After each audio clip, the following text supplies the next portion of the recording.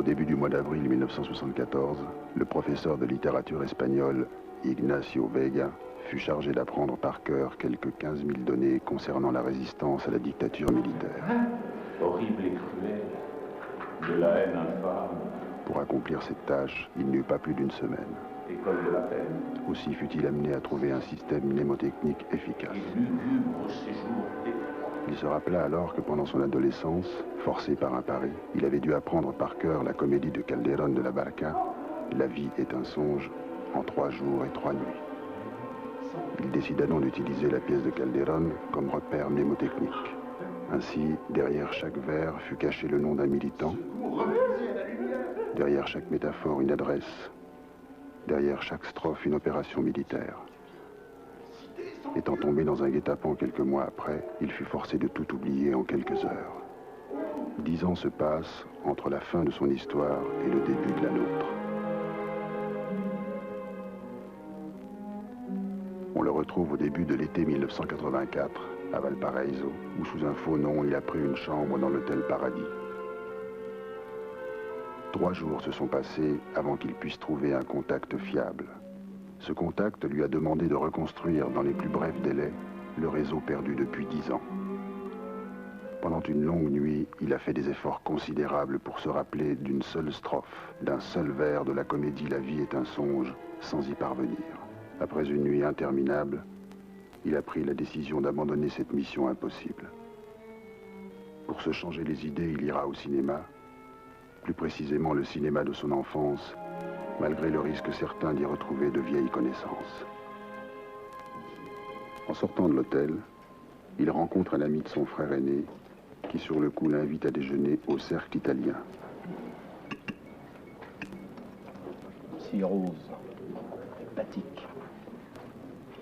Encore? Mange, on va arriver en retard. Il est à peine 2 heures. C'est pas à nous de décider quand commence la séance.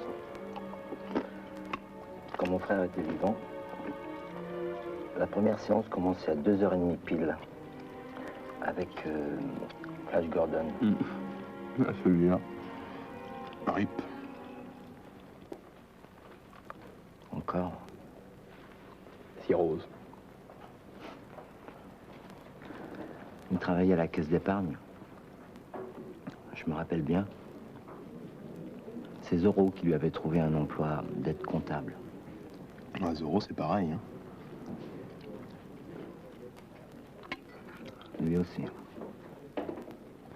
Une semaine avant Superman.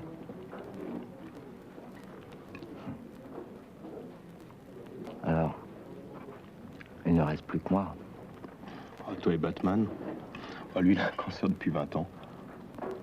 Tu faisais quoi, toi? La vie de croquette. Ah, c'était ton frère qu'on appelait Jim de la jungle. Lui, il était Elvis, ça. Non, ça, c'était beaucoup plus tard, juste avant sa mort. Mange, on va arriver en retard. J'abandonne. Les spaghettis sont trop cuits.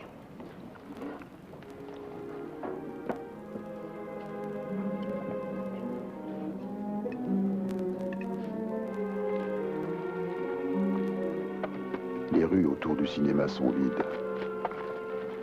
Quelques soldats en tenue de campagne jouent au boule-ness, un jeu mélange du gendarme et du voleur, et du baby-football.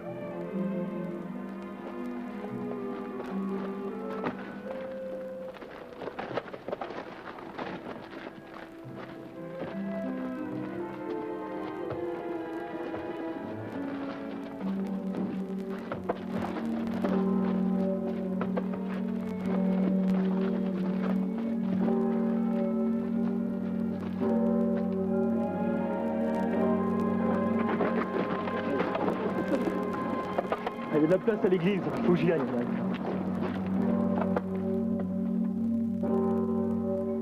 À son étonnement, dans le cinéma, on affiche le même film qu'il y a 20 ans.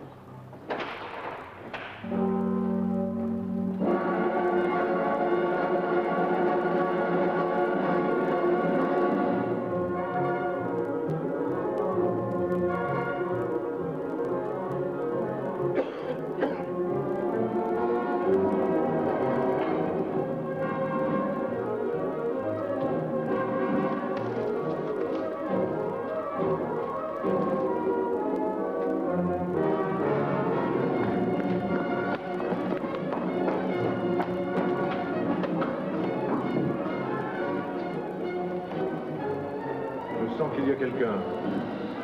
Là.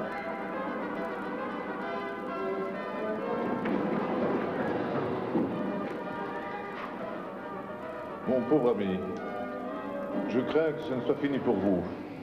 Je vous ai déjà entendu dire ça. C'est vrai? Où? Là où vous êtes en ce moment. Vous vous trompez. La machine à écho n'a plus d'effet sur moi. Je suis ici à part entière.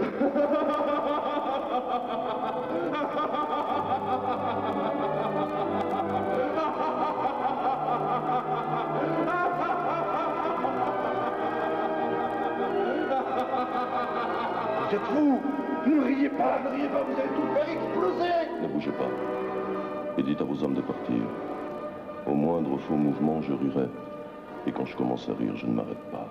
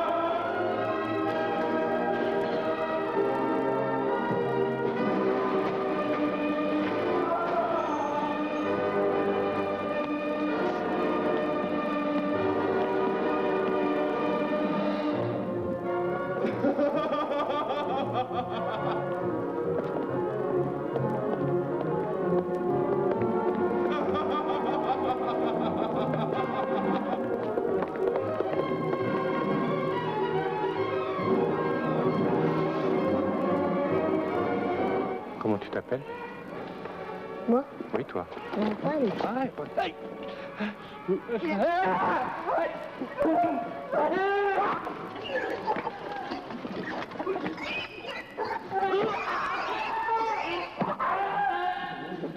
Non, c'est rien ça.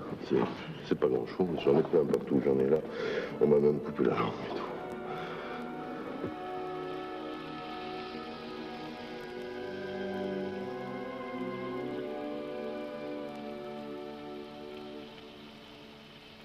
Soudainement, les premiers vers de la comédie La vie est un songe lui reviennent en mémoire mystérieusement associés aux images d'un film policier anglais d'avant-guerre.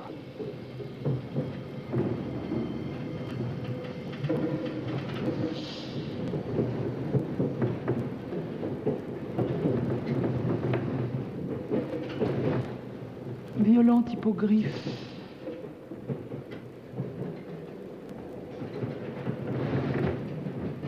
Qui luttait d'égal avec le vent.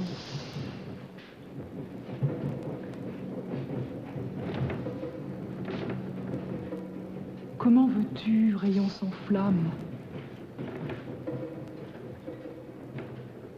oiseau sans nuance, poisson sans écailles,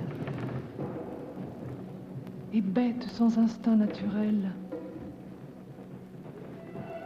dans le labyrinthe confus de ces rocs désolés, courir, bondir ou galoper,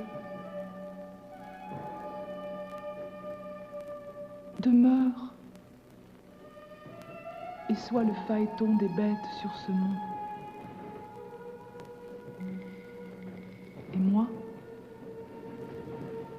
sans autre chemin que les lois du destin,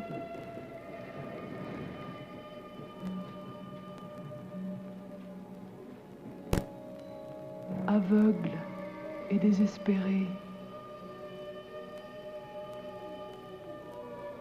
va quitter la tête chaotique de ce mont élevé.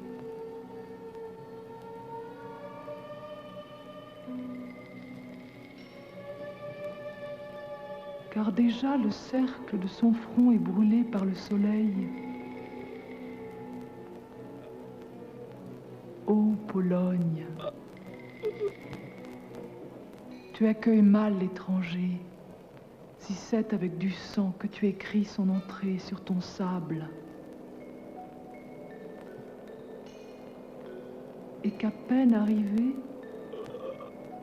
peine il trouve. Mon sort me le dit bien. Ou donc un malheureux trouve à jamais pitié?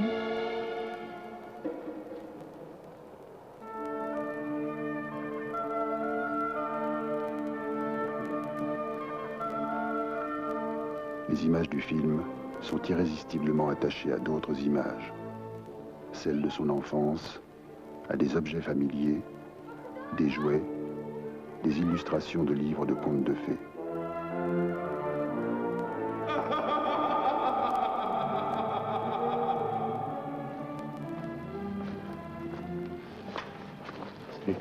Salut. Mais c'est fini.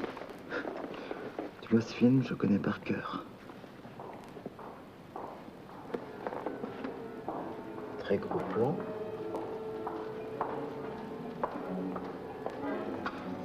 Gros plan.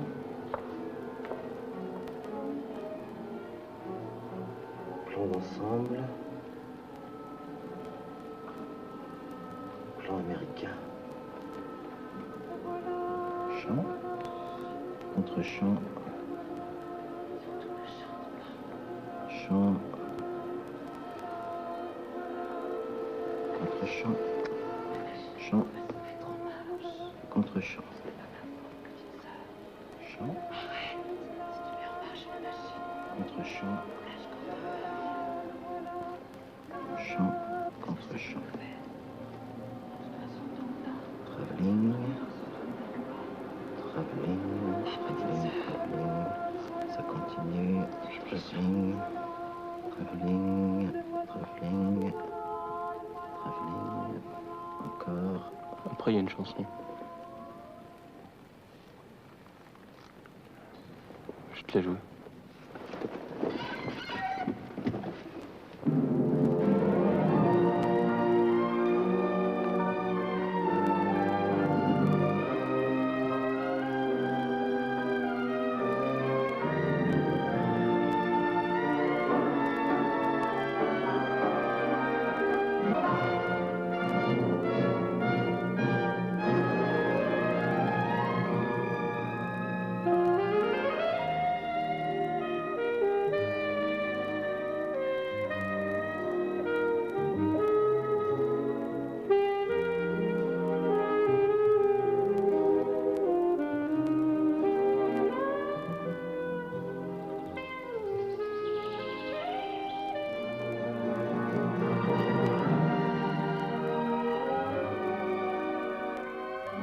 De retour dans sa chambre, il est pris d'un sommeil irrésistible.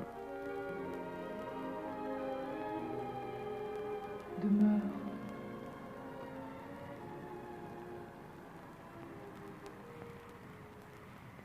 Demeure. Et sois le phaéton des bêtes sur ce monde. Quand il se réveille, il se rappelle parfaitement du début de la pièce. Aveugle et désespéré.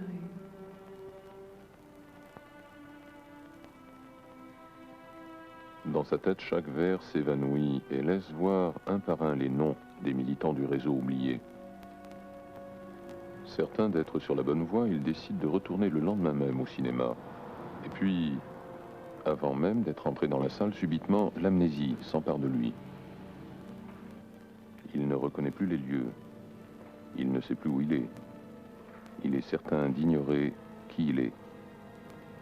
Que s'est-il passé les 20 dernières années? Quel film est-il en train de voir? L'amnésie ne dure que quelques secondes, mais la peur de tout oublier ne le lâchera plus jamais.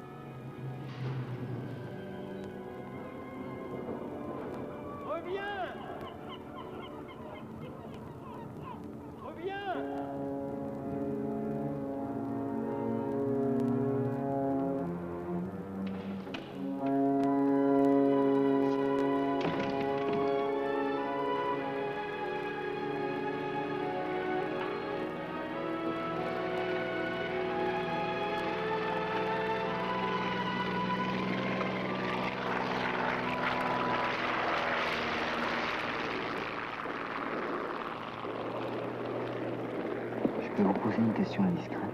No comment.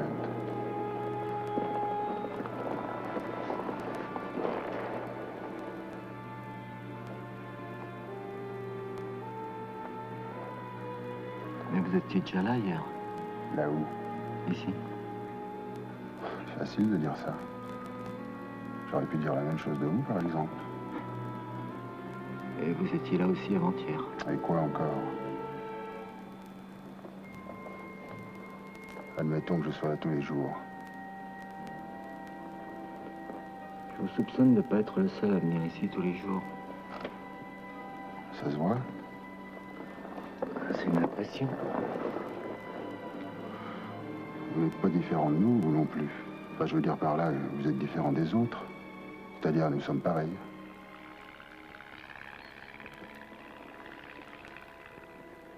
Qui, nous?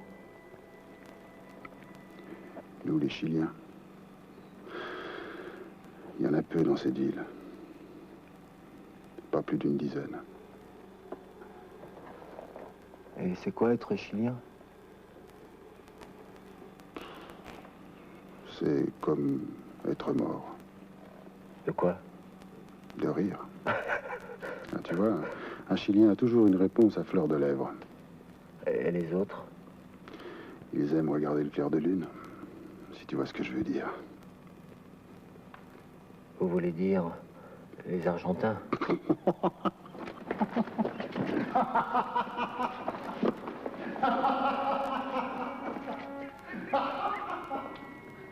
Je peux tout expliquer si tu veux.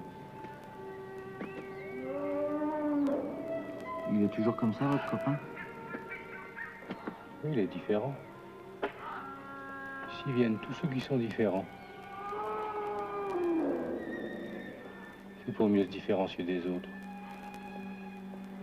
Quels autres? Les indifférents. Et en quoi vous êtes différent des autres? Parce que nous ressemblons beaucoup à des comédiens de cinéma. Par exemple, moi je ressemble beaucoup à celui-là. C'est Johnny Weissmuller. Je vois. Toi, tu ressembles à Dabunter. Regarde, il est là.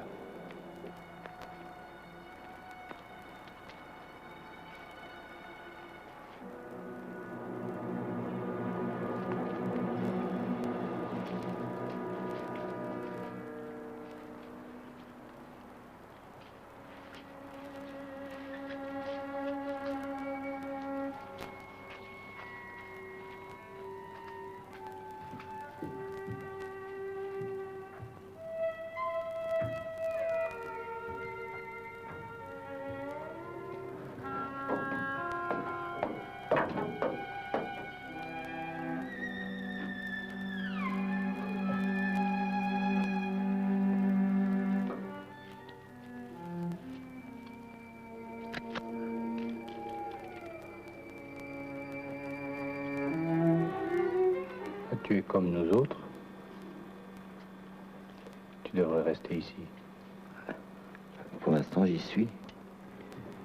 Après chaque séance, il y a un pot au perroquet perjure. C'est là-haut. On passe par les toilettes dames. Alors on t'attend.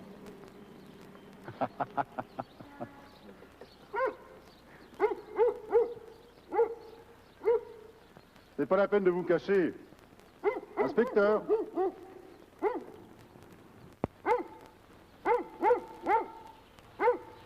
Bonjour, monsieur le marquis. J'aimerais vous poser quelques questions, monsieur le marquis. Je suis à votre disposition. Vous rappelez-vous l'heure exacte à laquelle vous vous êtes rendu compte que je vous suivais, monsieur le marquis? Oui, 7h15, le 3 juin 1973. 5 ans déjà? Mais pourquoi être toujours aussi précis dans vos réponses, monsieur le marquis? Vous savez, inspecteur, je suis collectionneur. Et quand on est un véritable collectionneur, rien n'est plus important au monde que sa collection. Quand en plus, sa collection est le monde. Vous me suivez, inspecteur? Oh oui, depuis 5 ans. Ergo, vous faites déjà partie de ma collection. Tous ceux qui ont eu jusqu'ici l'impatience de me suivre font de droit partie de ma collection. Et ceux qui disparaissent sans laisser de traces font-ils aussi partie de votre collection, monsieur le marquis? Je crains que vous n'ayez rien compris, inspecteur. Le seul but de ma collection est de disparaître. Dois-je en conclure que votre femme faisait elle aussi partie de votre collection, monsieur le marquis? Comme le reste du monde. Mais enfin, le reste du monde est encore là. Tandis que votre femme, elle, a disparu. Où est le corps de votre femme, monsieur le marquis? Pas très loin de son âme, je suppose. J'aimerais la voir. J'aimerais la voir, monsieur le marquis. Oui. Cherchons la balle d'abord.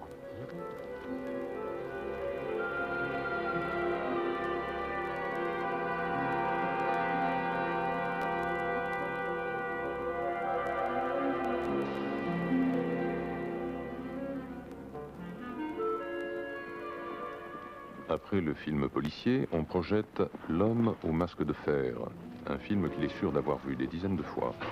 Outre le fait qu'il reconnaît les images, il éprouve le sentiment de ne rien comprendre. Tout ce déjà vu devient du jamais vu.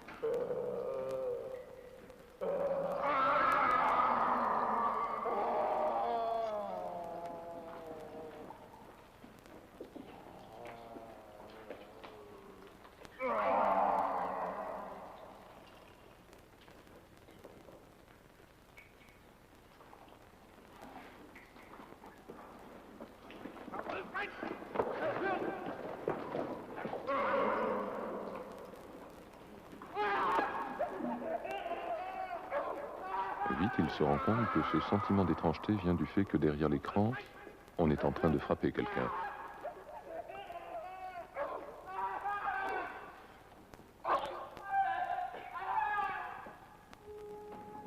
En effet, là, derrière l'écran se tient un commissariat de police. Il y retrouve de très vieilles connaissances.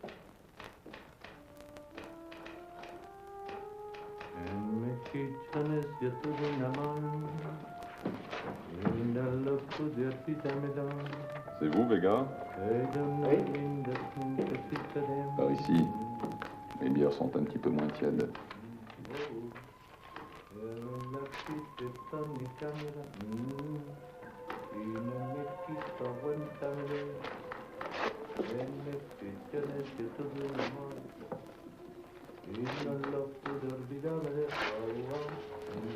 Je ne voudrais pas manquer la bataille finale. Je croyais que ce film, vous le connaissiez par cœur. Et qui vous a dit ça? Moi, je l'ai vu. Eh oui, les femmes, toujours les femmes. Elles aiment se mêler de choses vraiment, mais alors vraiment inexistantes. C'est dans leur nature. Je suis naturelle. Je dis ce que je pense. Et je pense ce que je vois. Eh, mais tu ne vois que ce qui n'existe pas. Pute. Pute, moi jamais. Tout sauf ça. Regarde-moi ça. Aujourd'hui, c'est l'anniversaire de la mort de son frère. Eh bien, au lieu de se précipiter sur sa tombe, elle sombre dans les salles obscures. Il lui suffit qu'elle soit vide. Vide, mais fraîche. Bon, bah écoute, ici, il fait chaud. Barre-toi, espèce de pute. Pute peut-être, mais pas femme de flic.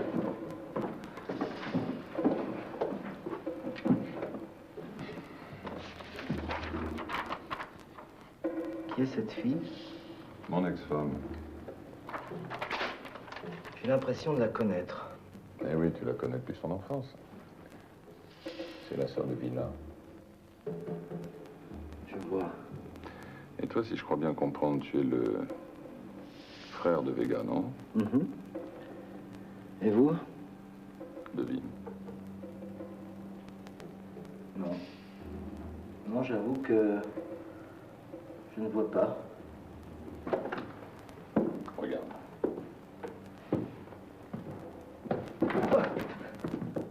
Ouais, je me rappelle. Autrefois, je vous ai gagné un pari. Eh oui. Si je me souviens bien, vous étiez 3. Tu sais qu'après que tu aies gagné le pari, on a tous essayé d'apprendre par cœur cette fameuse comédie. On a presque réussi. Ah, vas-y, dis-lui ton truc. Grand prince Sigismond, les signes que nous portons sont les tiens, mais c'est par fidélité que nous te proclamons souverain. Ton père, le grand roi Basile, qui craignait que le ciel n'accomplisse le sort qui veut qu'il soit un jour à tes pieds par toi vaincu, voudrait te priver de tous tes droits et en faire profiter à Stolf, duc de Moscovie. Pour cela, il a réuni la cour, mais le peuple déjà averti et sachant qu'il a un prince légitime ne veut pas qu'un étranger vienne le commander. Ainsi, avec un noble dédain pour l'inclémence du destin, est-il venu te chercher pour qu'assisté de ses armes et fuyant cette tour, tu puisses restaurer ton sceptre et ta couronne impériale. Et après? J'ai tout oublié. Et ça, tu as oublié? C'est vrai. Réprimons alors cette nature féroce, cette fureur, cette ambition, si jamais nous rêvons encore. Nous le ferons puisque nous sommes dans un monde si singulier qui vivre n'est que rêver. Et l'expérience m'enseigne que l'homme qui vit rêve ce qu'il est. Et l'expérience m'enseigne que l'homme qui vit rêve ce qu'il est jusqu'au réveil. Le roi songe qu'il est roi et dans cette illusion commande, gouverne, décrète. Et cette grandeur seulement empruntée, écrit dans le vent. Et c'est ensemble que la change la mort, destin désespéré. Sa mère dit doit encore venir quand il doit dépasser le lieu de ses échecs.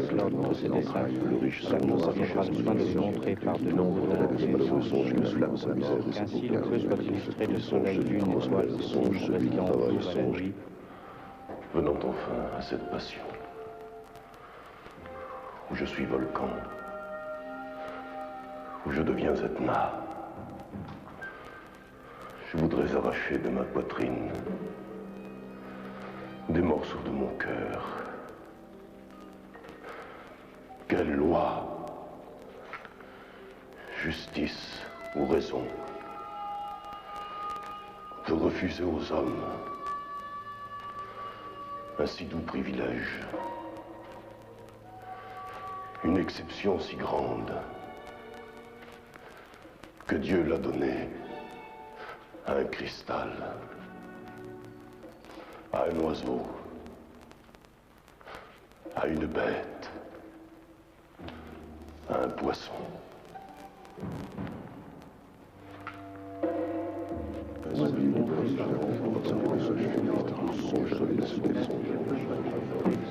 Je rêve jusqu'à l'horoscope, le soleil isolé chargé de feu,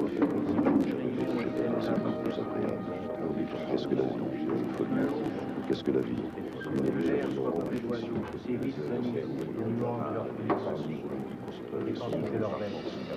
C'est dans l'eau avec les poissons et premiers vaisseaux vivants qui sillonnent sa sphère en tournant et nagent sans cesse.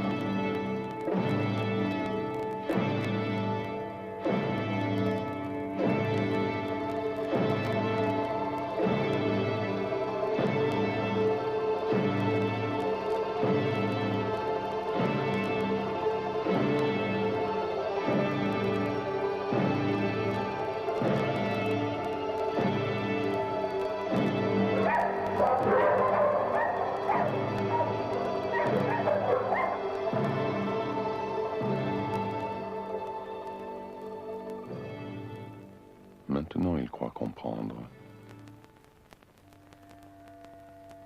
Il faut que chaque vers soit définitivement lié à une seule et unique image.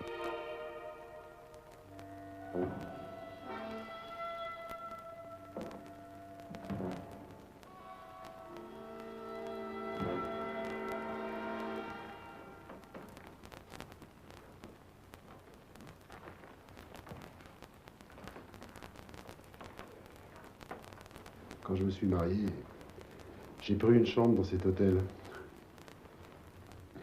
C'était pas donné. Mais on était jeunes. Un peu fous. On voulait que notre première nuit d'amour fût inoubliable. La preuve, j'ai gardé la clé. C'est une clé qui vous ouvre toutes les portes? On dit ça. Parce que c'est vrai. Ne parlons pas de vérité.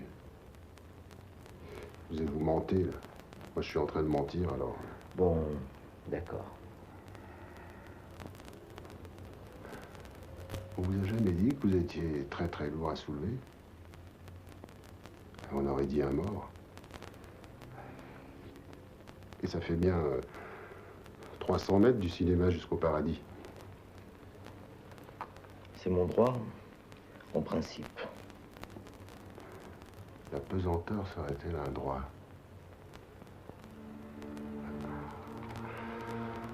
C'est très très beau ce que tu viens de dire, là. Au juste, qu'est-ce que vous faites ici? Voilà. Il aurait fallu commencer par là. Bon, d'accord, sortez. Tu connais l'histoire de Toto? Non, en 2 mots. Hein. Un jour, il dit à son beau-père, sortez de chez moi. En fait, quand il disait chez moi, il parlait d'une chambre de la maison de son beau-père. Alors lui, le beau-père, il dit, oh, d'accord, je sortirai de chez vous, mais sortez d'abord de chez moi.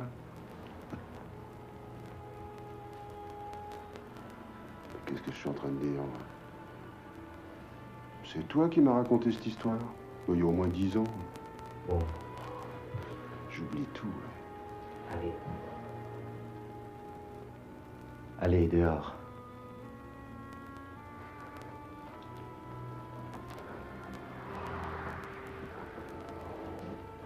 N'oublie pas une chose, hein. Toi, peut-être tu te rappelles tout, mais nous, on oublie tout. Et un de ces jours, on va bien finir par oublier qu'on t'aime bien. Hein. Alors, un conseil, ne retourne plus au cinéma. Va plutôt à l'église.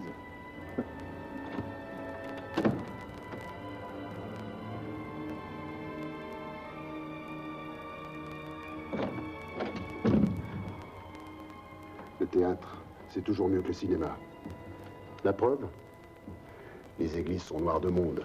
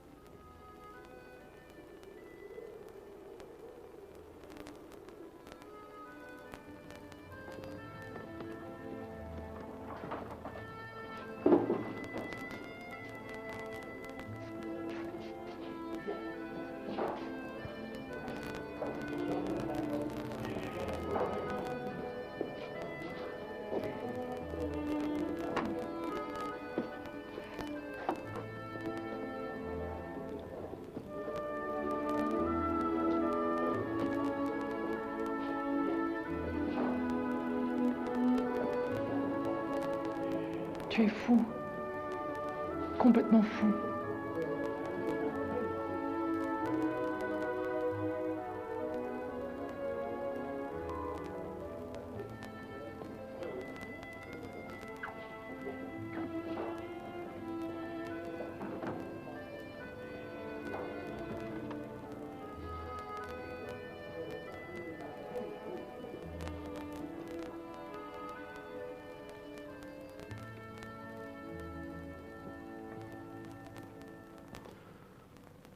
J'ai tout perdu.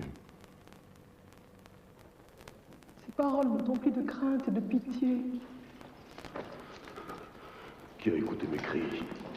Est-ce potable?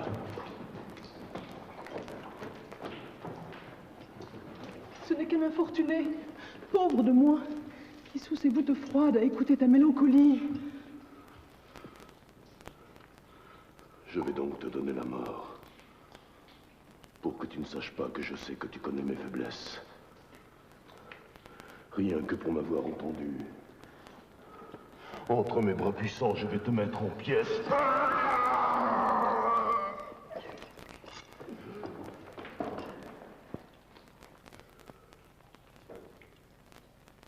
Si tu es né homme, il me suffit de me jeter à tes pieds pour me délivrer.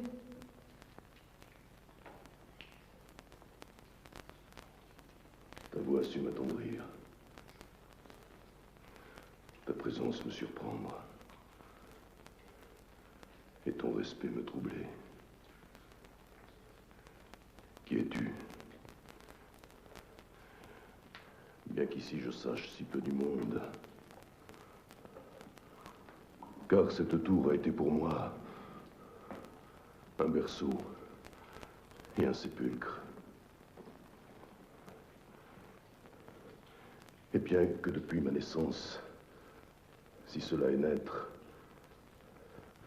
je ne contemple que ce désert rustique où je vis misérable, comme un squelette vivant et comme un vivant mort. Et bien que je n'ai jamais parlé qu'à un seul homme ici, qui connaît mes malheurs,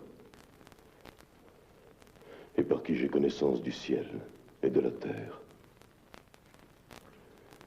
Et bien qu'ici, pour que cela plus t'étonne,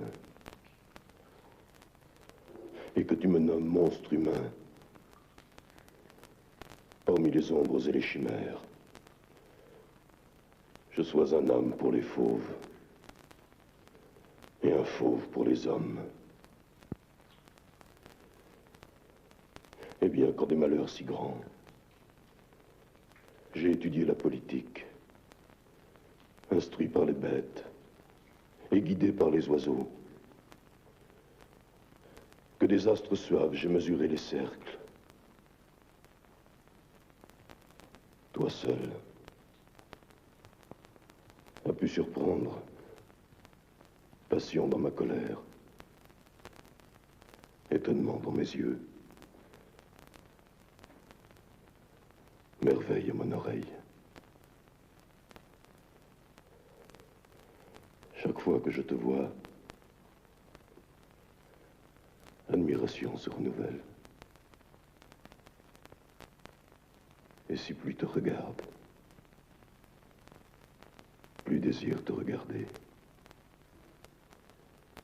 Ce sont, je crois, yeux hydropiques que doivent être mes yeux.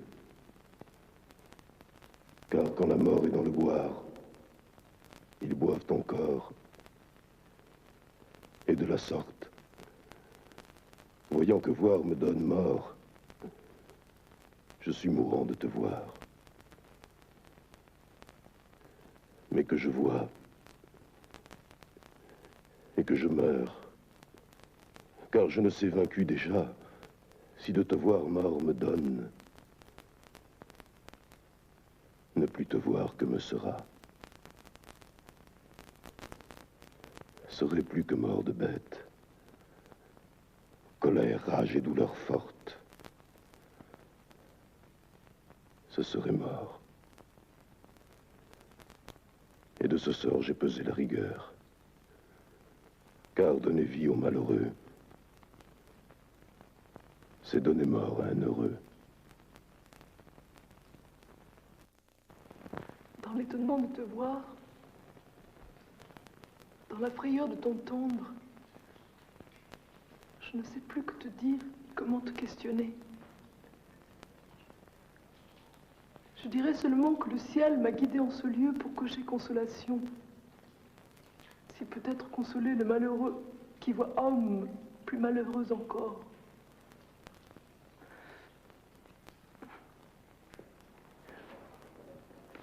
On dit qu'un sage, un jour,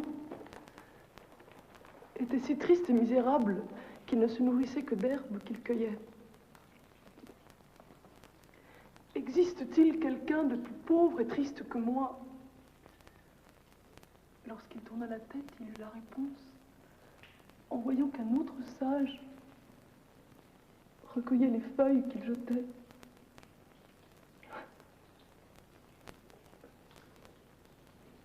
Je vivais en ce monde en plaignant de fortune. Et lorsque je dis en moi-même, existe-t-il quelqu'un d'autre dont le sort soit plus malheureux? Tu m'as répondu avec pitié. Tourmente en moi ces pensées. Je vois que mes peines, tu les aurais recueillies pour en faire des joies. Et si jamais mes peines pouvaient te soulager un peu, écoute-les attentivement. Et prends celles qui me seraient trop lourdes. Je suis.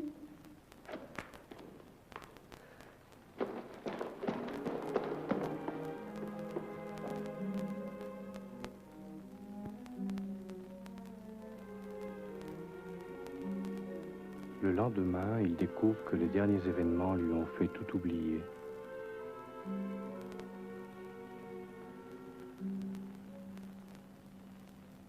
Pendant toute une journée, il essaie d'apprendre les vers de la comédie l'un après l'autre. Il se rend à l'évidence qu'il ne réussira jamais. Il lui faut un système, une méthode.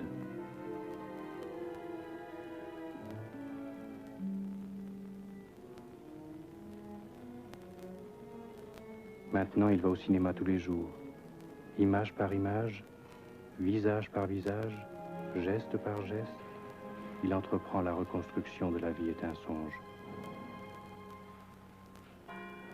De Chlorilène, mon épouse, j'eus un fils infortuné, pour qui les cieux à sa naissance épuisèrent leurs prodiges, avant qu'à la belle lumière le sépulcre vivant d'un ventre l'eût donné, puisque naître et mourir sont des choses pareilles. 624, 2222, 321, 666. Un monstre à forme d'homme. 666. Un monstre à forme d'homme. 666.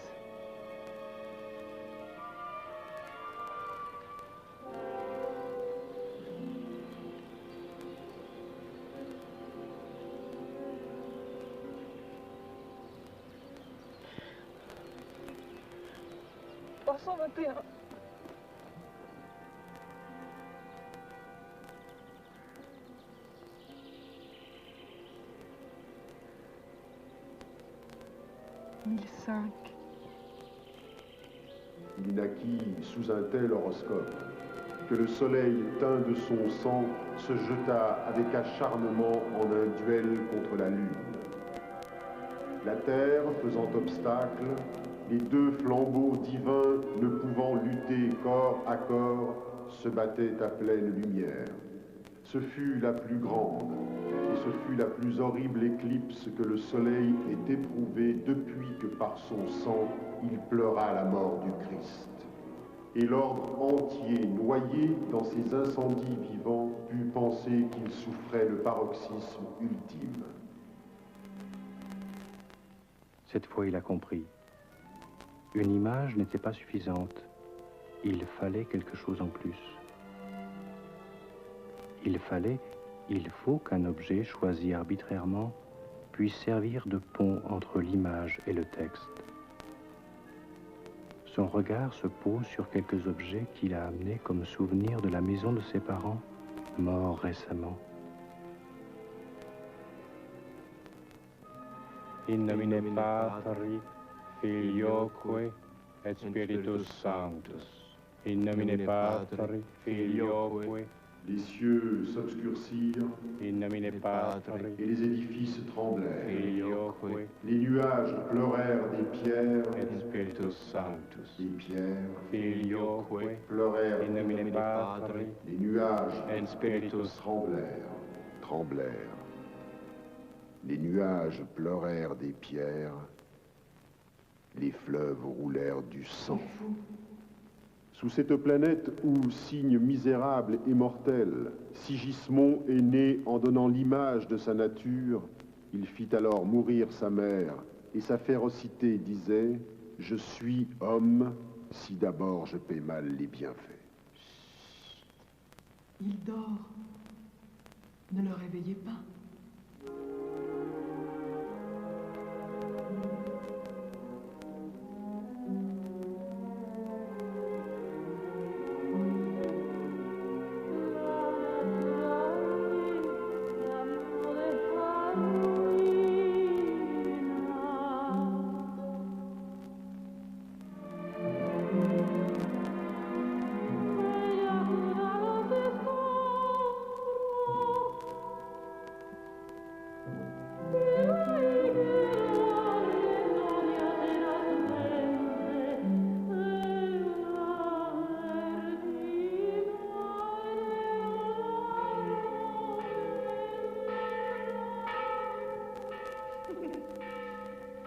En quelques heures, il est capable de lire à l'endroit et à l'envers les 2 premières journées de la comédie « La vie est un songe ».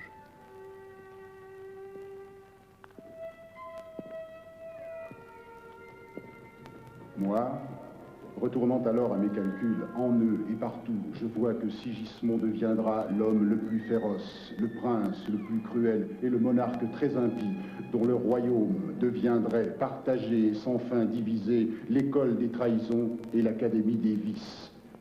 Ainsi, ajoutant foi au sort divin qui me prédisait ces mots en de fatales prédictions, je résolus d'enfermer la bête qui était née, afin de voir si le sage avait pouvoir sur les étoiles. On publia que l'enfant était mort en naissant. J'eus soin de faire bâtir une tour parmi les rochers et les pierres de ces monts, où la lumière à peine peut trouver son chemin, car leurs rustiques obélisques lui en défendent l'entrée. Les lourdes peines et les lois qui, par des édits publics, déclarèrent que nul ne pénétrerait en ce lieu interdit de la montagne sont conséquences des causes que j'ai dites.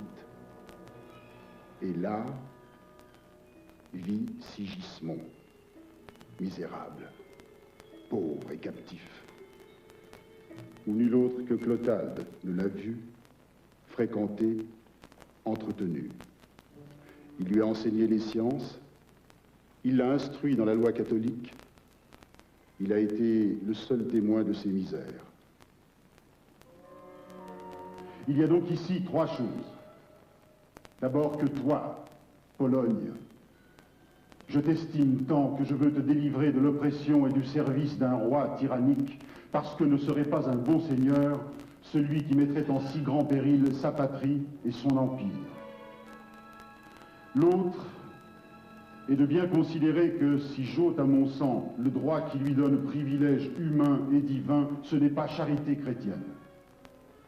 Parce qu'aucune loi n'a dit que pour empêcher un autre d'être tyran et cruel, je puisse l'être moi-même.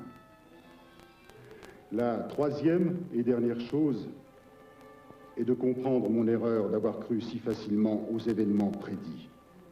Car le sort le plus farouche, l'inclination la plus violente, l'astre le plus impitoyable, incline seulement le libre arbitre sans forcer la volonté. Ainsi, entre l'une et l'autre cause, hésitant et méditant, j'ai choisi un tel remède qu'il frappera votre attention. J'ai dit de placer demain, sans qu'il sache qu'il est mon fils et votre roi, Sigismond, dont c'était jusqu'ici le nom, sous mon dais et sur mon trône, de lui donner enfin ma place pour qu'il gouverne et commande, et que tous, soumis à lui juriez obéissance. S'il est prudent, sage et bon, et dément en tout le sort qui sur lui a dit tant de choses, vous connaîtrez votre prince naturel qui n'a été jusqu'ici que courtisan des montagnes et voisin de leurs bêtes.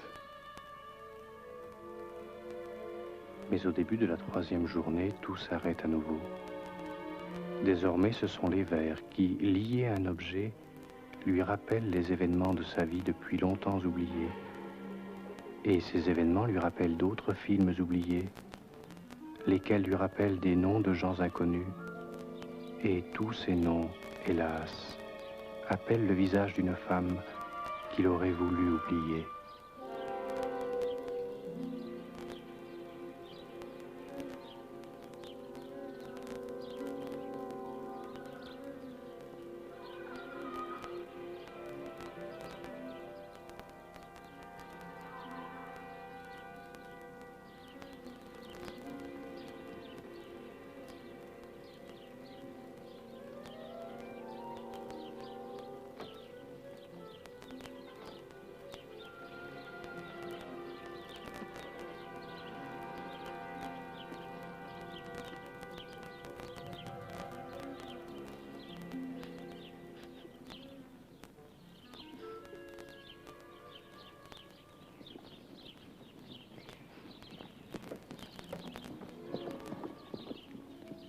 Ne vous inquiétez pas, Milady. D'Artagnan est encore loin. Astrée, madame, je suis heureuse de te voir me rejoindre enfin ici. Parce que c'est à toi seulement que je veux confier un secret. Tu honores, madame, celle qui t'obéit.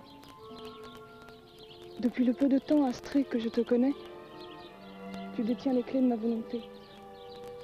C'est pourquoi, et parce que c'est toi-même, je veux te confier ce que je me suis à moi-même souvent caché. Je suis ton esclave.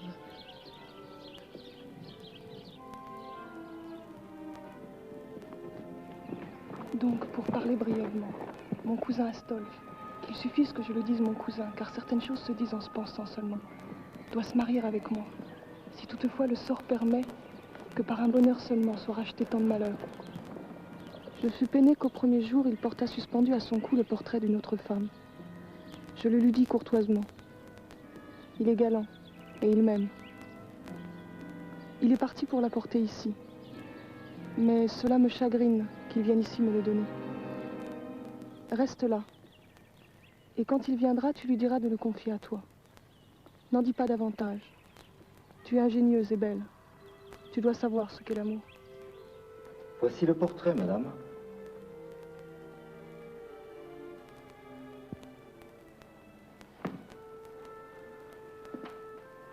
Mais, grand Dieu...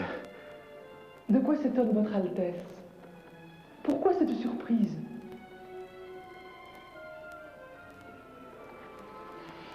De t'entendre, Rosor. De te voir. Moi, Rosor?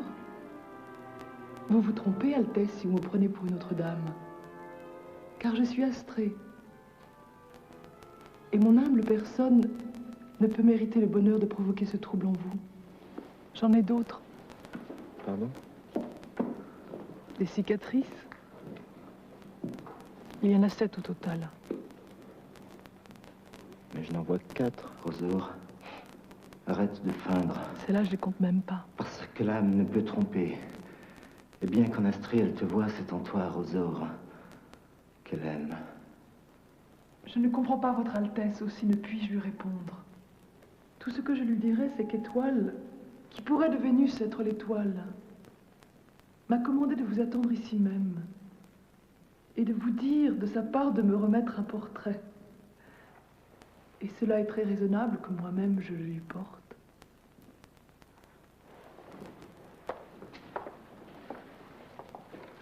Étoile a décidé ainsi.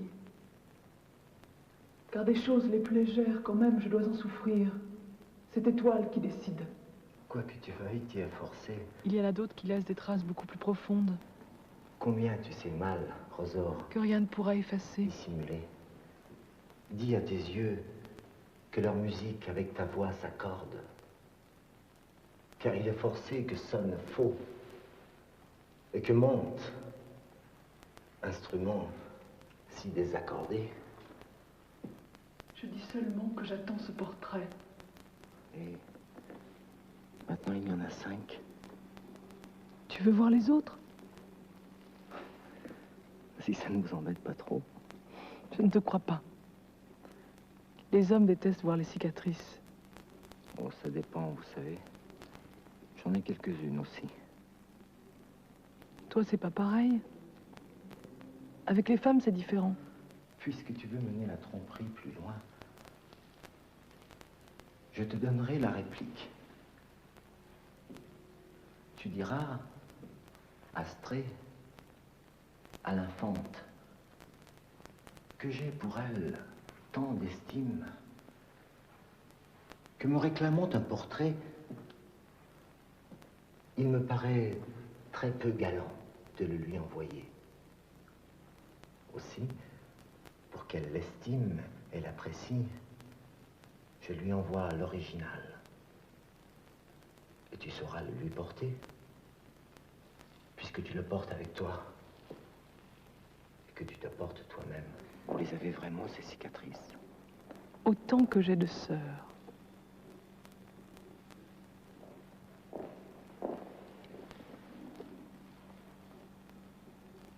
Eh, mais je vous connais. Vous êtes la fille de Doña Digna. Vous êtes laquelle? Bonitas. Avec un S. Lorsqu'un homme se dispose, hardi, altier et valeureux, à entreprendre une aventure, et que par un accord réglé, on lui offre même un objet de plus grand prix, il se sentira toujours sot et méprisé. Et moi qui viens pour un portrait, quand même j'apporte un original de plus grand prix, je ne serai que méprisé. Que votre Altesse ainsi me donne ce portrait. Je ne m'en irai pas sans lui. Astrée, Astolphe, que se passe-t-il? J'ai connu une de vos sœurs. Je sais. Elle a des cicatrices aussi. Toutes mes sœurs ont voulu mourir. C'est normal. Il faut savoir vouloir mourir au moins une fois dans la vie. Une seule? J'ai dit au moins. Laquelle? La bonne. Toutes les occasions sont bonnes quand on veut mourir. Ne dis pas ça.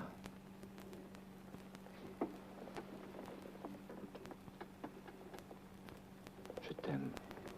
Déjà? C'est mon droit. Autrefois, j'ai aimé quelques-unes de tes sœurs. Gloria.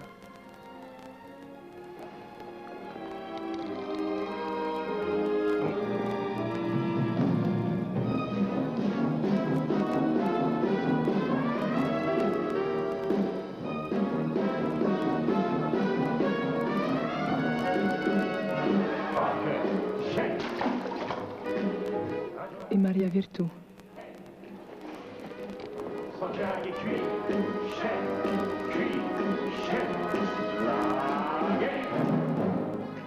E Anna Berta Candida.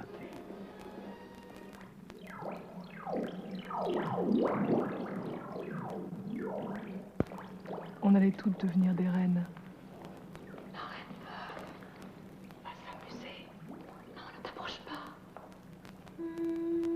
Que sont-elles devenues? 3 sont en Europe. Quant aux autres, tu veux venir les voir? Oui.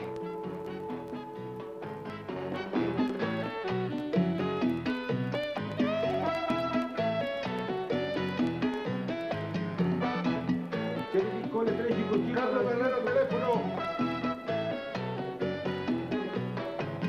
Oiganita, ¿me consigue pasar aquí? Sí.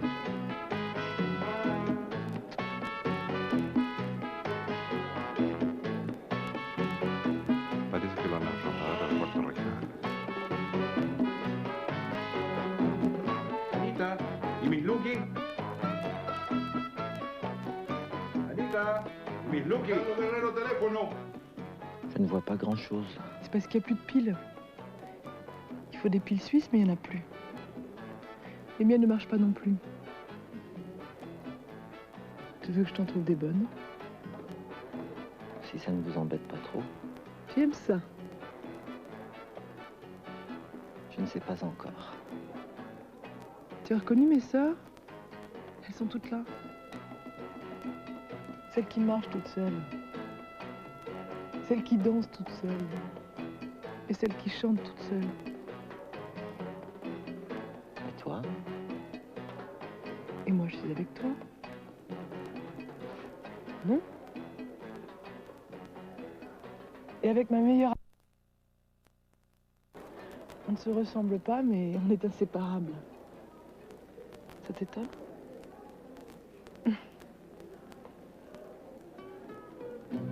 Oh là là, excuse-moi. Il est là. Vous l'excuserez? Elle doit danser avec mon ex-mari. Comme ça, il ne viendra pas me frapper. Danser?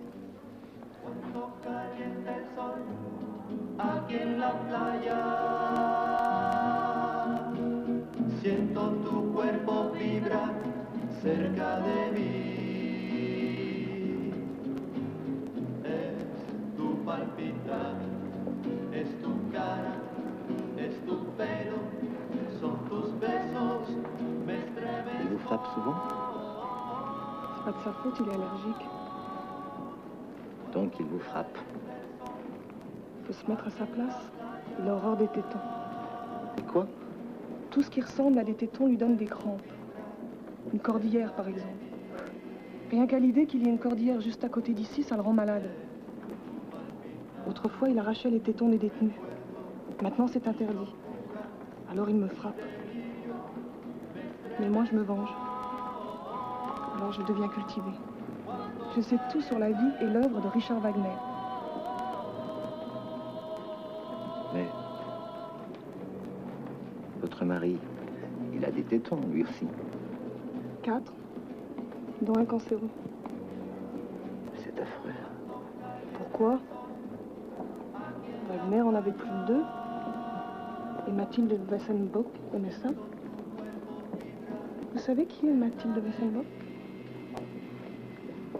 L'épouse de Wagner, je suppose. Non. Sa maîtresse. Jeune homme. Jeune homme. Jeune homme. Tenez. Prenez les miennes. Celle-ci ne marche pas.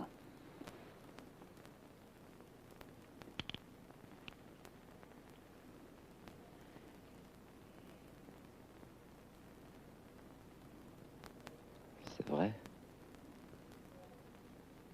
Je vois des choses.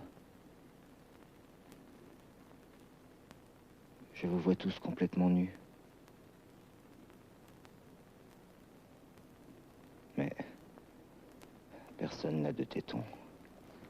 Il y a la censure ici, vous savez.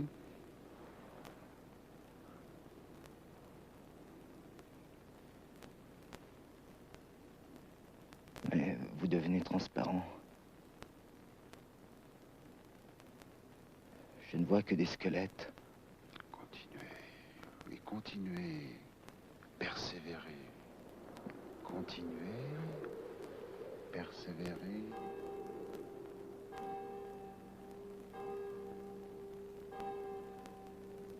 Persévérez. Persévérez. Continuez. Que des crânes.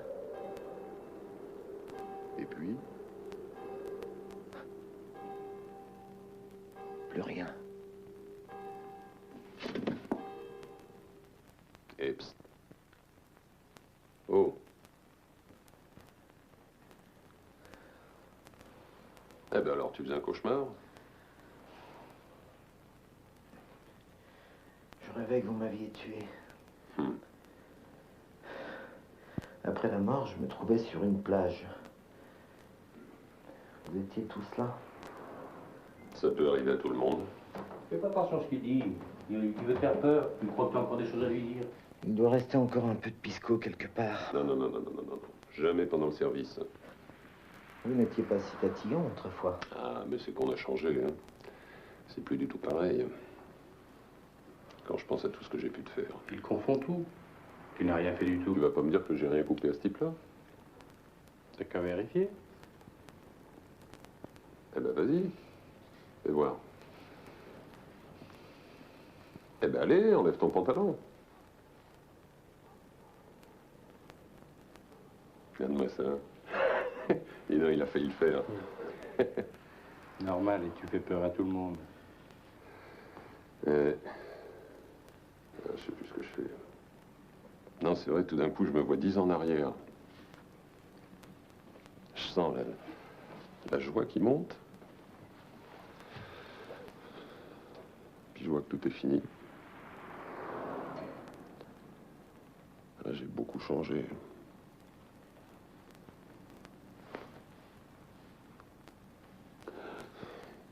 Puis je pleure souvent.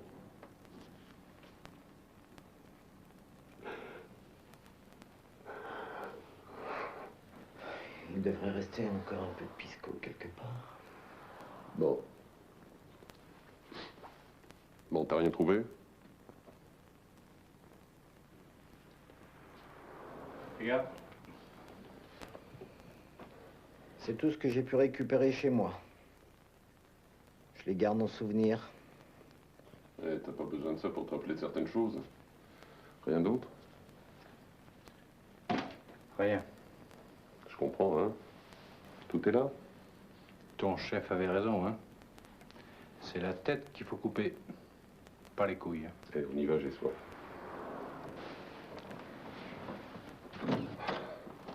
Tu sais ce qu'il y a de plus gênant avec toi? C'est pas tes idées, c'est ton indifférence. Ton mépris. Mais tu devrais comprendre que tout ça est plus difficile pour nous que pour toi. Bon, allez, va. On s'embrasse.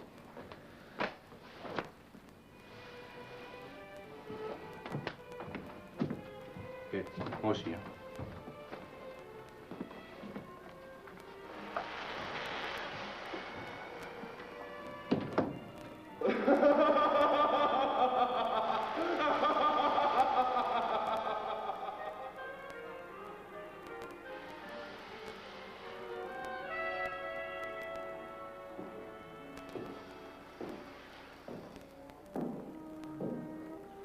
Le ciel me garde.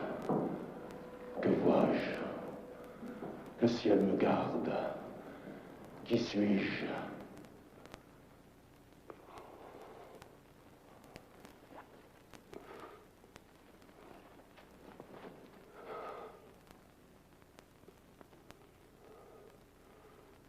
J'admire sans m'effrayer. Je doute pourtant de ce que je vois. Moi, dans des palais somptueux. Moi, au milieu d'étoffes et de brocarts. Moi, entouré de valets si polis et si vaillants. Moi, m'éveiller de mon sommeil, dans un lit si excellent. Moi, au milieu de tant de gens, empressés à me vêtir.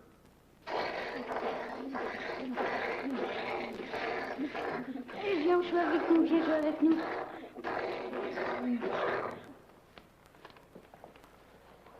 Il n'est pas vrai que c'est un songe, car je sais que je suis éveillé.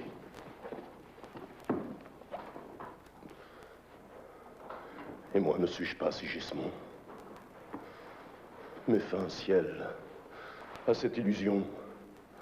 Ou dis-moi, qu'a-t-il pu se passer dans mon imagination tandis que je dormais, pour que je sois arrivé ici? Que soit donc ce qui a été?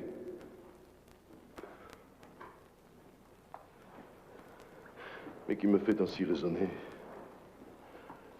Je veux me laisser servir. Et advienne que pourra. Dans cette grande confusion où ce nouvel état te met, ton jugement et ta raison sont assaillis de 1000 questions. Mais je veux maintenant, si je peux, te libérer des doutes. Parce que tu dois, Seigneur, savoir que tu es prince héritier de Pologne. Et si tu as été enlevé et caché, c'était pour obéir au destin inclément qui menace de 1000 tragédies cet empire. le jour où le souverain laurier couronnera ton front auguste. Plus confiant en ta prudence, tu pourras vaincre les étoiles. Car celui-là peut les vaincre qui est un homme magnanime. On t'a porté dans ce palais depuis la tour où tu vivais, alors que ton esprit était vaincu par le sommeil. Ton père, le roi, Monseigneur, viendra te voir et te dira, Sigismond, ce que tu dois savoir. Comment? Vil, infâme et traître. Que me reste-t-il donc à savoir lorsque je sais qui je suis? Que je peux montrer aujourd'hui mon orgueil et mon pouvoir. Comment as-tu osé contre ta patrie cette trahison? Comment donc, en me cachant, as-tu pu me refuser au mépris de la raison et de mon droit? Cet état. Tu as été traître à la loi, adulateur du roi et cruel envers moi. Ainsi le roi, la loi et moi, à cause de malheurs si grands, te condamnons à mourir de mes mains. Seigneur! Non! Que personne ne m'arrête. Ce soin serait inutile. Et vive Dieu, si l'un de vous devant moi se jette, je le précipite vers cette fenêtre.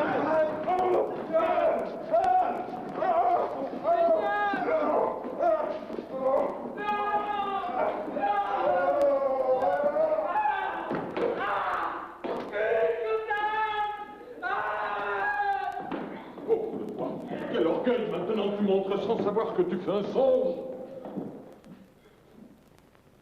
Il est pour moi très pénible, prince, alors que je venais te voir, pensant te trouver assagi, dominant ton étoile, ton sort, de voir en toi une telle dureté, et que la première action que tu aies déjà accomplie soit un horrible homicide. Avec quel amour pourrais-je te serrer entre mes bras, si dans tes étreintes orgueilleuses tu as tué?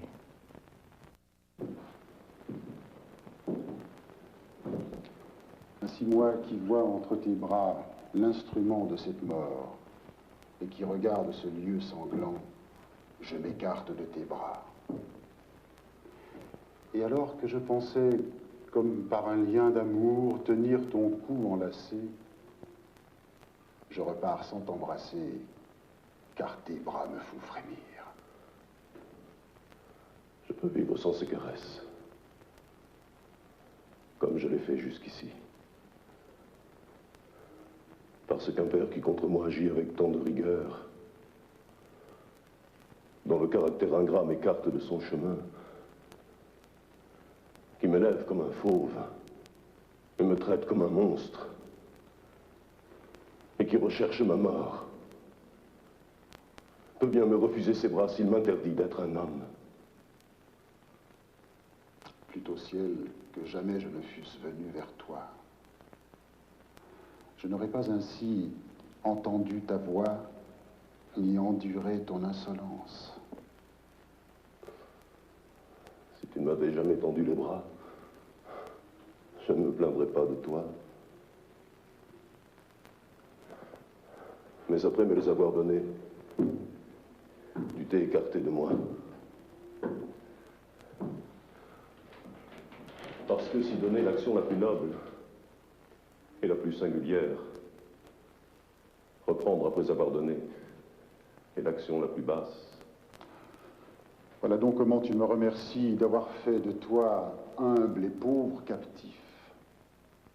Un prince. Et en quoi, dis-moi, devrais-je ici te remercier? Tu montres ma liberté, devenu vieux. Qu'as-tu?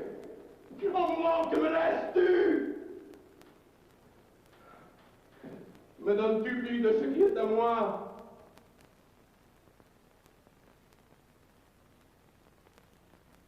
Et mon père, et mon roi. Ainsi, toute cette grandeur m'est donnée par la nature, de par le droit de ses lois. Même si je suis en cet état, ne me crois pas t'en obliger. Je peux même te demander compte de tous les moments où tu m'as volé liberté, vie et honneur. Ainsi, remercie-moi plutôt de ne rien te faire payer. puisque tu es mon débiteur. Tu es barbare et insolent. Le ciel a tenu sa parole, c'est donc au ciel que j'en appelle de ton orgueil démesuré. Et bien que tu saches aujourd'hui qui tu es et que tu sois désenchanté, et bien qu'en un lieu tu te vois où tu as préséance sur tous, écoute ce que je te conseille. Sois humble et délicat, car peut-être fais-tu un songe quand tu te crois éveillé. Je serais donc en train de songer, bien que je me vois éveillé. Je ne rêve pas, puisque je touche et crois ce que je fus, ce que je suis. Même si maintenant tu te repens, tu n'auras que faible consolation. Je sais qui je suis. Et tu ne pourras, par tes soupirs et tes frayeurs, empêcher que je sois né pour hériter cette couronne. Et si tu m'as vu d'abord soumise et enchaînée, c'est que j'ignorais qui j'étais. Mais je suis maintenant averti de qui je suis. Et c'est que je suis composé d'un homme et d'un fauve.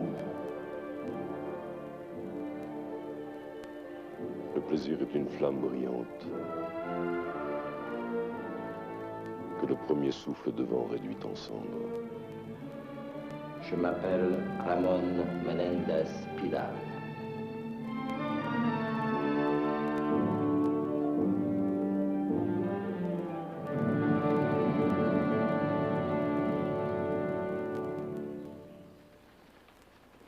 Écoute, femme, arrête-toi.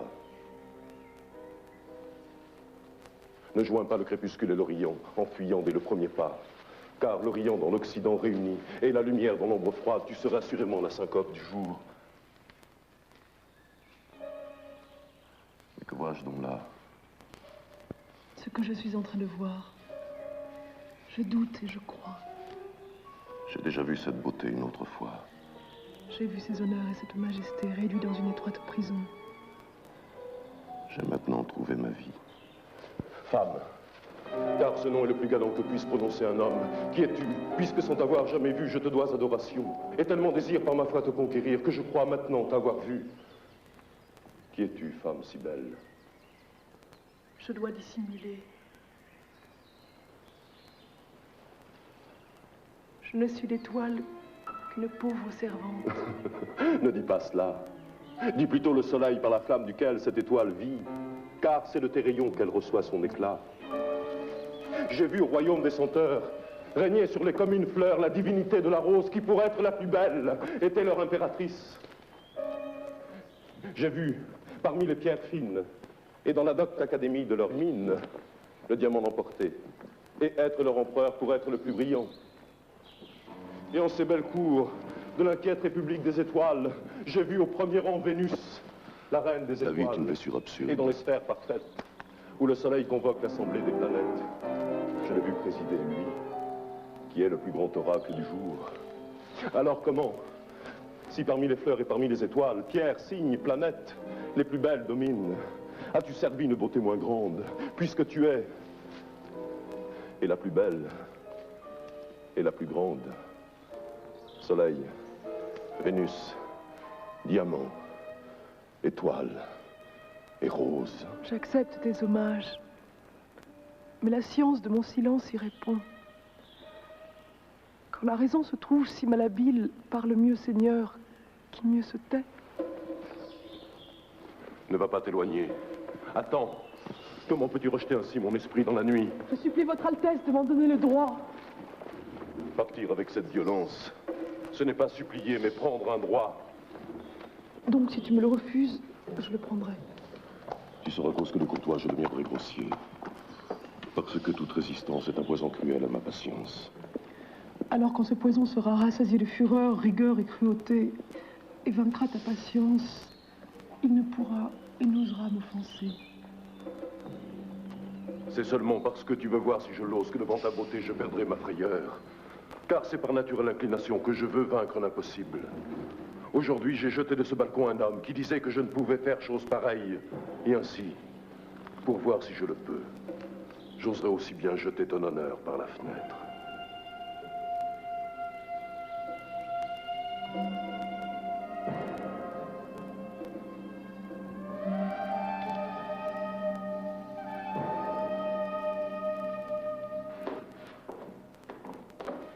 Vous n'avez qu'à le laisser ici. Parce que son orgueil aujourd'hui finit là où il avait commencé. Ne te passe pas de terrier, Sigismond, pour te voir déchu. La fortune a tourné. Et ta gloire n'était qu'une fiction. Une ombre de la vie. Et une flamme de la mort. À celui qui sait si bien parler que l'on prépare donc un cachot, où il pourra tout à loisir argumenter et discourir. C'est lui que vous devez saisir et enfermer dans ce cachot. Pourquoi moi? Parce qu'il faut tenir un clairon qui connaît ses secrets dans une prison si lourde qu'il ne puisse les faire raisonner.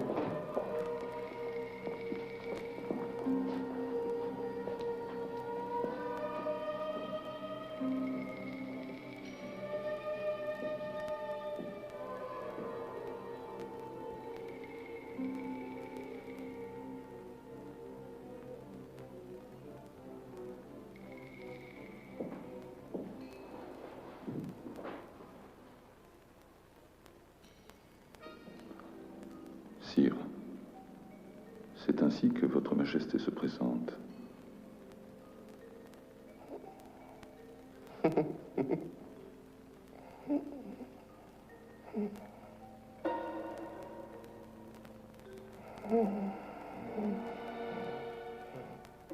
Généreux.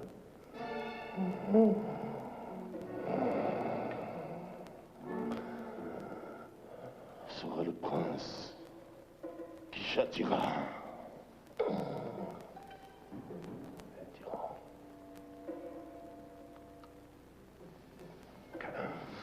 Que Clotal meure de mes mains.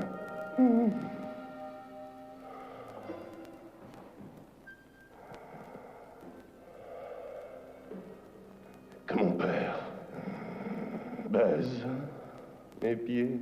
C'est de la mort qu'il me menace. Et moi, d'un affront insolent.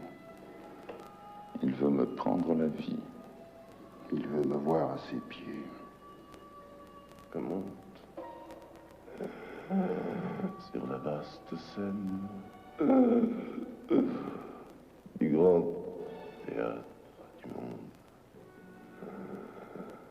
Mon courage sans égal. Et qu'on voit triompher, noble prince, Sigismond.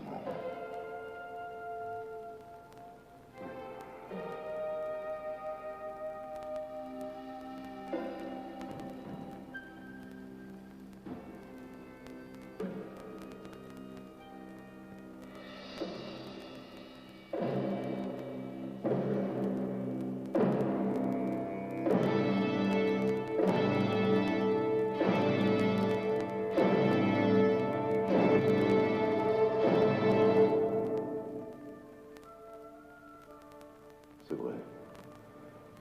Réprimons alors cette nature féroce, cette fureur, cette ambition, si jamais nous rêvons encore.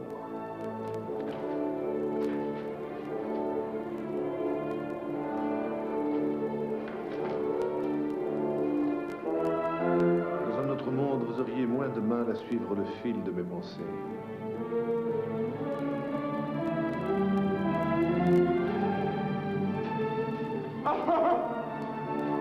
Ça ne sert à rien de rire ici. Votre rire n'a aucun pouvoir. C'est vrai. Réprimons alors cette nature féroce, cette fureur, cette ambition, si jamais nous rêvons encore. Nous le ferons, puisque nous sommes dans un monde si singulier qu'y vivre n'est que rêver.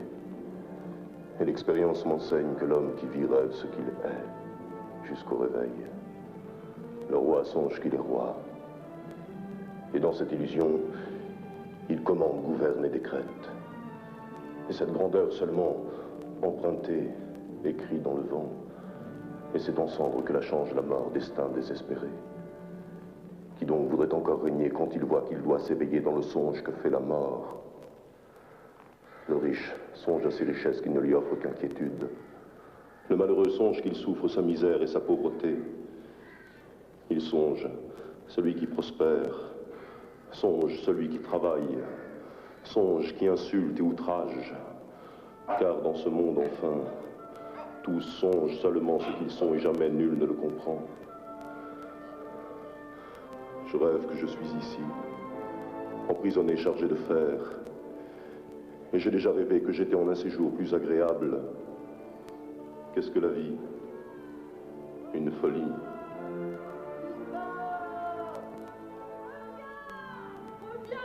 Reviens, Simbad! Qu'est-ce que la vie?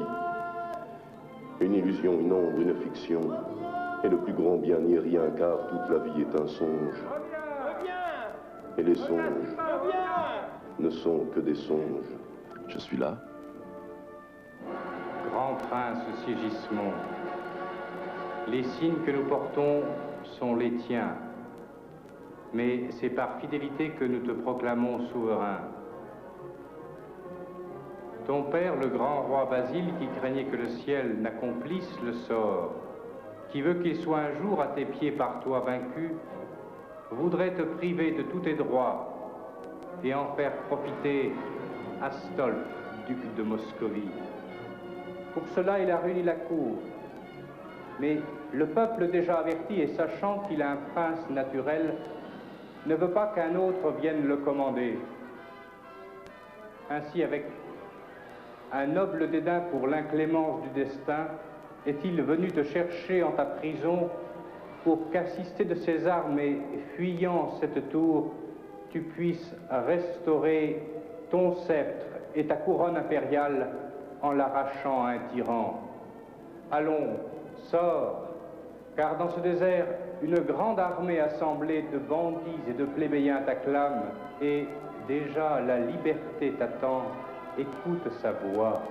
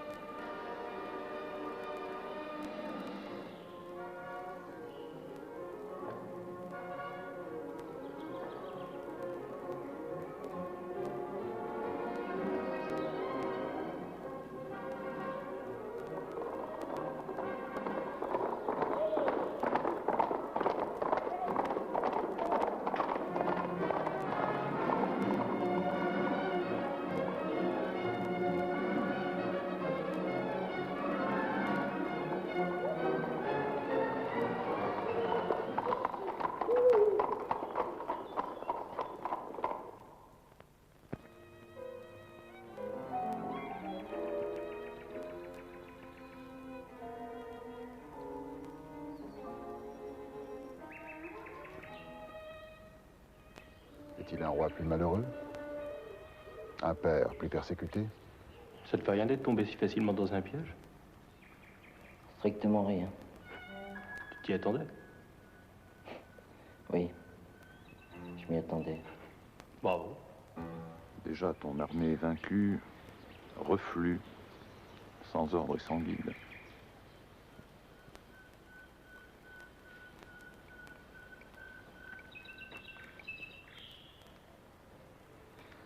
Le quartier est cerné, je suppose.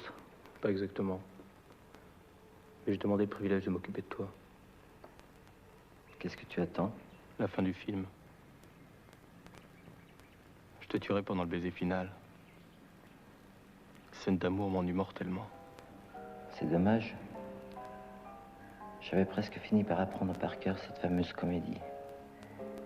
Ah, je suis là pour te faire tout oublier. En de telles batailles, le vainqueur est le féal et le vaincu est un traître. T'as pas peur de louper ton coup? Je suis pas un débutant, tu sais. Il y a une chose que je ne comprends pas. Vous saviez qu'après avoir appris cette fameuse comédie par cœur, j'aurais pu reconstituer le réseau Dulce Patria. Allons, Clotalde. Donc, je vous suis plus utile vivant que mort. Ce réseau n'existe plus. Il a été démantelé depuis longtemps. Alors pourquoi toute cette comédie? Pourquoi s'amuser à me faire tomber dans ce piège absurde? Un pari. 50 bouteilles de pisco et un voyage à l'île de Pâques, à l'Essin bien sûr, pour celui qui arrivera à te faire rentrer dans cette salle de cinéma. Je trouve ça idiot. Moi, je trouve ça normal. Vous êtes le dernier survivant du réseau. Ça s'arrose.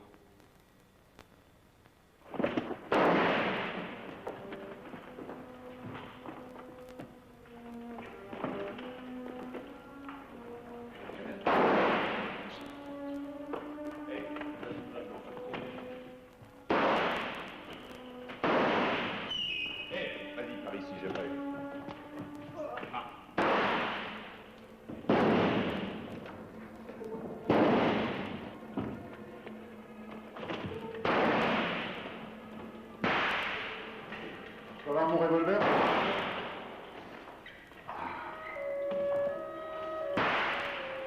Ceci est à vous, jeune homme.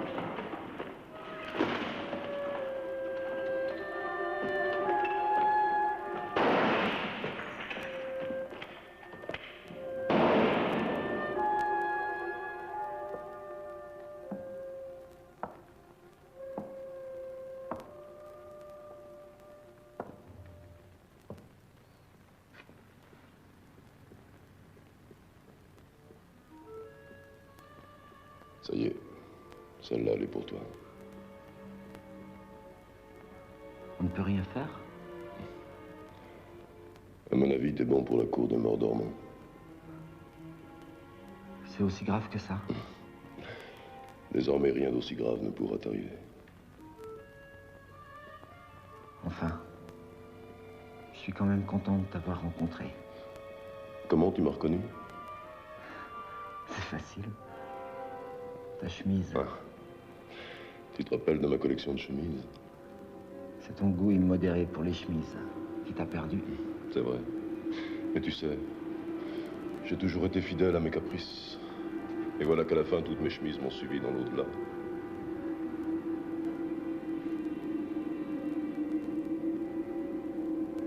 Bon. Au revoir. Je crois que la balle arrive. Non, non, on a le temps. On a même le temps de porter un toast. On meurt pas tous les jours. Bon. À nous.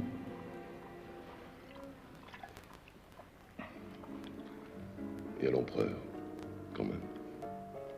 À l'empereur. Ah, avant que j'oublie. Notre mère. Oui. Je fais des recherches. Et alors? C'est pas vrai ce que disent les gens. Elle n'a jamais été une pute. C'est quand même bien d'avoir un frère historien. Encore un toast? À Jean Valjean. À Sandokan.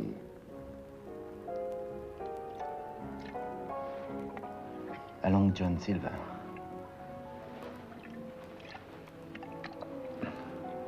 Et à l'empereur, quand même.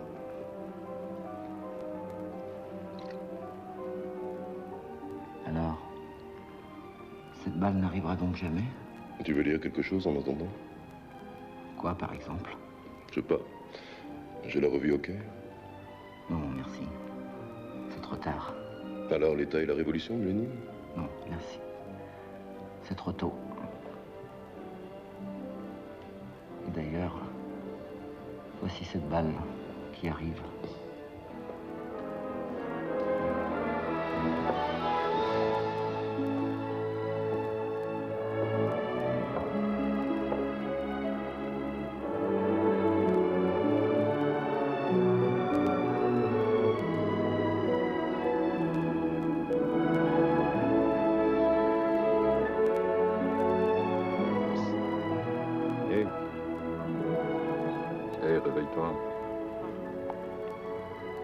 Alors, t'as bien dormi?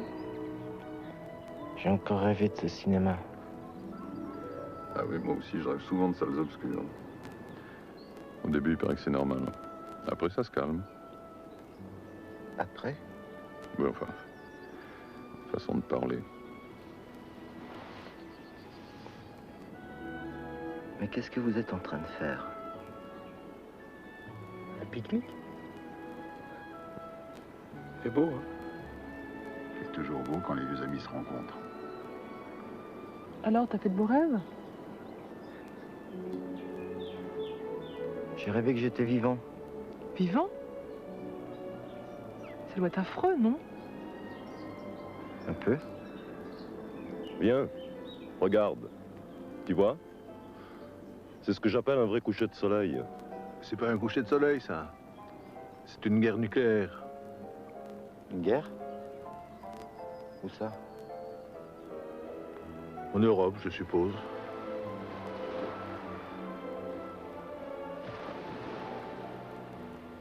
Je peux t'embrasser Avec quelles lèvres?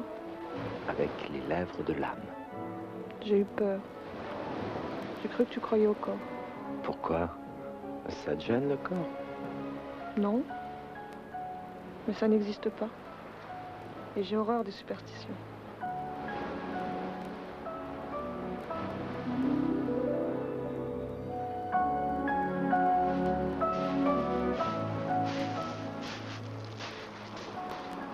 Ça vous embête si je chante?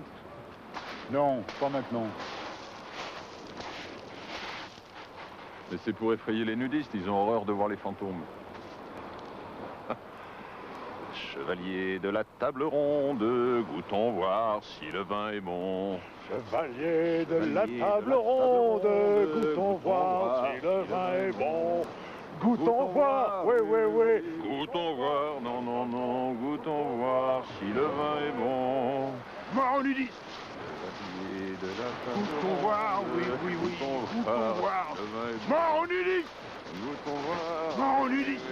Goûtons voir. Mort aux nudistes. Goûtons voir si le vin est bon. Mort aux nudistes.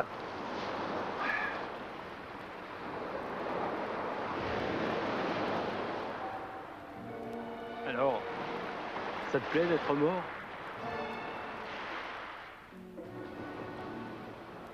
Illustre cour de Pologne, et vous qui êtes témoin d'événements si prodigieux, écoutez, c'est votre prince qui vous parle. Ce qui est déjà décidé par le ciel est sur des tables d'azur écrits par le doigt de Dieu, dont les chiffres et les figures sont comme des pages d'azur ornées de lettres dorées, ne ment et ne trompe jamais. Car celui qui ment et qui trompe est celui qui, pour mal en user, veut les saisir et les comprendre. Mon père, qui est ici présent, pour conjurer ma nature sauvage, fit de moi une bête, un animal humain. De telle façon que même, avec ma vaillante noblesse, avec mon sang généreux et ma nature courageuse, si j'étais né humble et docile, cette façon de vivre, cette manière de grandir, aurait suffi à me donner des mœurs de bête fauve. La même chose lui est arrivée qu'à celui qu'une bête menace et qui la réveille, qu'à celui qui, craignant une épée, la dégaine, qu'à celui qui remue les flots d'une tempête. Même si ma violence, entendez-moi, était une bête endormie, ma fureur une épée apaisée, ma cruauté une eau qui dort, on ne peut vaincre la fortune par l'injustice et la vengeance, car elles ne font que l'enflammer. Que vous serve d'exemple ce rare spectacle, cette vision étrange, cette horreur, ce prodige.